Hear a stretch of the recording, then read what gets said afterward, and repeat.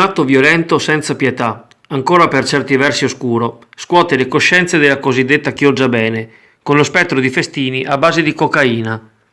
Da domenica sera una cinquantenne di Sottomarina è ricoverata all'ospedale a seguito dell'aggressione subita da un vicino di casa, un professionista molto conosciuto in città, che le ha causato forti traumi al volto, lividi ed ematomi anche in altre parti del corpo. Asserisce di essere stata pestata e picchiata da pugni alla testa e calci, scaraventata a terra col pensiero fisso di venire uccisa. Incontratisi nell'atrio davanti all'ascensore, apparentemente senza motivo l'uomo le avrebbe colpita ripetutamente, tanto che a distanza di 36 ore è ancora molto provata e sotto shock.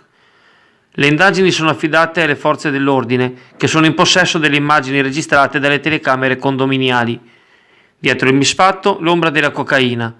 Secondo la vittima, il professionista avrebbe agito in preda agli effetti della sostanza, che sarebbe solito consumare anche in circostanze animate e conviviali fino al mattino, tanto che anche gli altri condomini sarebbero esasperati della situazione. Sempre la persona colpita si dice certa che costui sarebbe noto agli inquirenti come assuntore abituale. Dal canto suo, l'imputato nega ogni accusa, attribuendola al parto di una donna veramente pazza che racconta una falsità assurda. Il suo avvocato non smentisce l'alterco, ma sminuisce la portata della circostanza. Al massimo l'avrà allontanata, confermando anche l'esistenza di questioni annose che riguardano la vivibilità del condominio e le accuse di far troppo rumore in orari di quiete. Alla parafarmacia Corrieri, Viale Venezia Sottomarina, trovi i passeggini Baby Jogger, City Mini 3, 4 e GT, con tutti gli accessori che ti servono. L'ultima seduta dell'anno per il Consiglio Comunale è convocata domattina dalle ore 10:30 con 8 argomenti all'ordine del giorno. Dopo l'approvazione di una variante d'urgenza al bilancio triennale di previsione per aggiustamento dei conti e il riconoscimento di un paio di debiti fuori bilancio, l'Assemblea discuterà il nuovo piano delle farmacie già trattato pochi giorni fa in sesta commissione, con lo spostamento della San Marco da Chioggia a Sottomarina. Quindi le mozioni dei consiglieri di opposizione. Il leghista Dolfin si occupa di porto e crocieristica, il PD della ferrovia Chioggia-Rovigo, anch'essa oggetto di recentissima commissione. Il suo consigliere Montanariello stigmatizzerà dal suo punto di vista l'operato dell'assessore al turismo Angela Deste.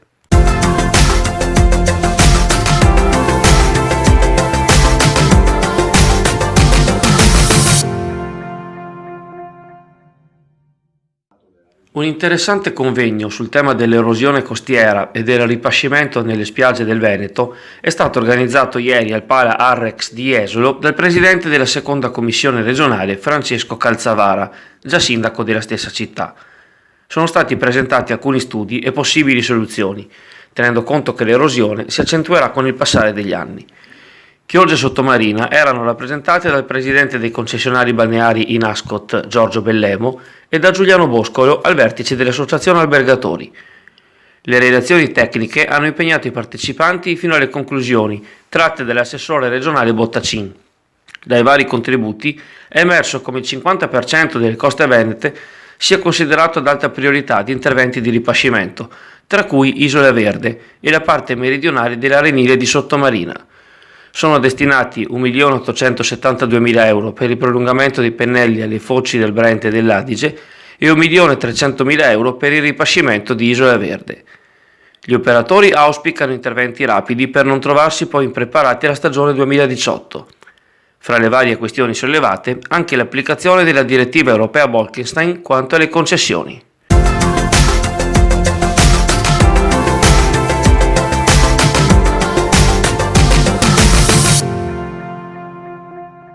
L'azienda di servizio pubblico ACTV ha dato il via a una procedura di selezione per assumere nuovi marinai a tempo determinato, da impiegare sui vaporetti di linea a Venezia e nelle isole della laguna. Si tratta di lavoratori stagionali demandati a coprire il picco di necessità dell'azienda, che entreranno in una graduatoria a seguito di prove scritte e orali. Requisiti fondamentali sono il diploma di maturità superiore e la buona conoscenza della lingua inglese. La domanda per essere ammessi alla selezione vale per ambo i sessi e scade il prossimo 14 gennaio. Il modulo da scaricare, compilare e inviare assieme al curriculum e a un documento di identità Si trova al sito www.actv.it sotto la voce Lavora con noi. Al centro ufficio in via Amerigo Vespucci 37 a Sottomarina trovi assistenza, vendita, noleggio, macchine per ufficio, PC, registratori di cassa, bilance e sistemi per la ristorazione. Siamo un centro assistenza tecnica autorizzata Bradar. Telefono 041 55 44 11 2.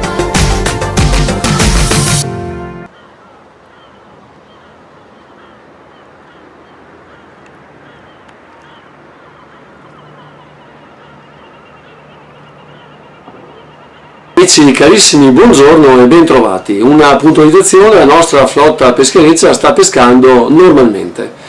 La situazione meteo non è in cambiamento, nel senso che un robusto anticiclone mediterraneo, quindi azoriano, sta prendendo possesso dell'intera Europa occidentale, guadagnando spazio anche alle nostre latitudini, convogliando quindi masse di aria tiepida verso le nostre zone, garantendo di fatto un ottimo scenario, invernale.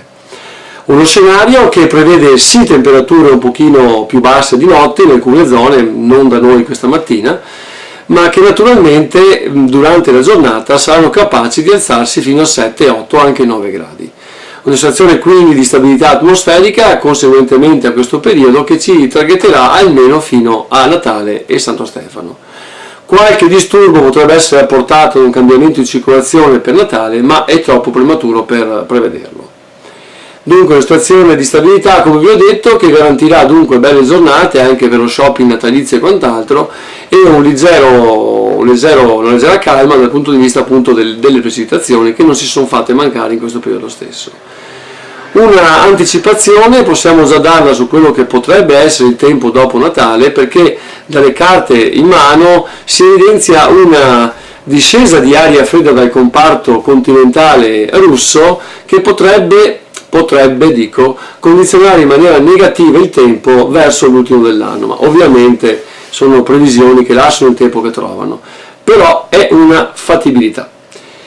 Per ciò che concerne invece naturalmente la parte della nebbia, attenzione, perché questo tempo sicuramente non tanto qui da noi ma nelle zone della Riviera del Brenta, Padovano, Veronese e anche dell'Alto Veneziano, durante le ore più fredde la nebbia potrebbe impedire la visibilità e gelare a tutte le zone, quindi prestare attenzione per chi va in strada. Per il resto non mi resta che augurarvi una buona giornata e ci sentiamo domani.